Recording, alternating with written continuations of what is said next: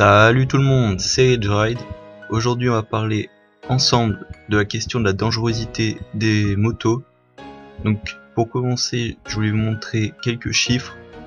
Ils datent de 2013 mais bon, ils donnent une bonne idée de la chose.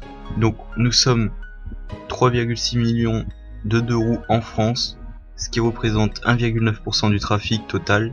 Bon, attention aux chiffres parce qu'ils sont pas tous d'accord non plus, mais c'est ce qui semblait le plus crédible.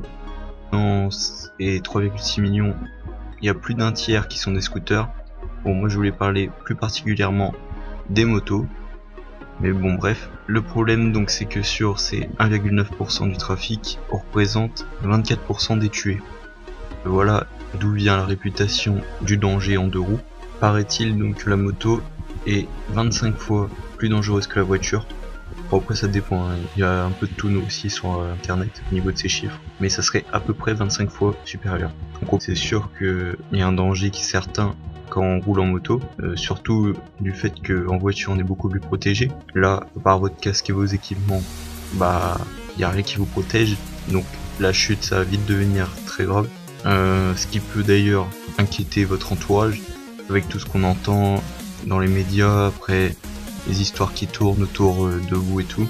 Donc le plus important c'est qu'il faut être conscient des risques, mais après faut pas non plus dramatiser la chose.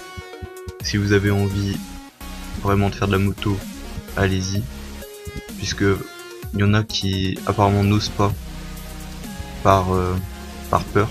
Faut aussi savoir profiter de la vie. Enfin, le danger est partout, après vous allez regretter si vous ne le faites pas. Justement, je voulais faire un petit sondage là-dessus. Je voulais savoir si c'est mieux de profiter de la vie ou pas prendre de risques. Voilà. Donc, évidemment, les équipements sont très importants, que ce soit en 50 ou en gros cylindrée, c'est pareil. Après, quand on en voit qui sont en tongs, en gros cylindrée, faut pas s'étonner non plus qu'il y ait des accidents graves. Il y a quand même quelques règles pour essayer d'éviter les accidents. Donc la plus importante c'est de faire attention au comportement des autres, parce que c'est la majorité des cas d'accidents. Et puis aussi évidemment à la météo et à l'état de la route. Après c'est aussi votre choix, hein. Il y en a qui prennent des risques, qui vont trop vite, tout ça, qui ont une conduite dangereuse pour avoir des sensations. Après chacun gère sa vie comme il le souhaite. Enfin après ça va vous de voir si ça vaut le coup, quoi. Il faut toujours penser au danger. Ça c'est vraiment la chose importante. Quand vous prenez votre moto, ayez toujours ça en tête et ça vous évitera peut-être des accidents. Après essayez de rassurer vos proches. Enfin, faites pas des gros mythos non plus, mais essayez de dire que vous êtes responsable, tout ça.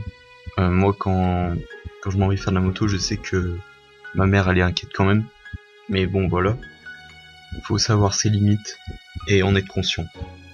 Après si je pouvais donner un conseil, c'est quand même, si vous voulez commencer la moto, de pas commencer avec une trop grosse cylindrée.